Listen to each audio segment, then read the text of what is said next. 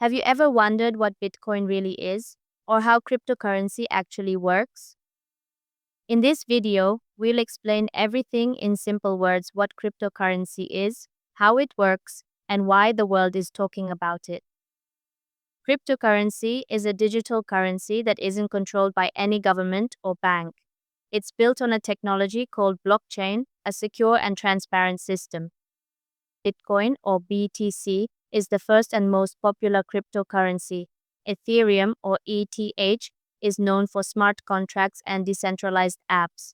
Tether, or USDT, is a stablecoin pegged to the US dollar. When you send cryptocurrency, the transaction is recorded on a blockchain, verified by a global network of computers. Here are some benefits: send money without a bank, global access, low transaction fees. But there are also risks: price volatility, risk of scams or hacking. This was a quick introduction to cryptocurrency. If you'd like us to cover topics like Bitcoin, Ethereum, crypto mining, or how to invest in crypto, make sure to subscribe, like, and comment your questions below. Thanks for watching.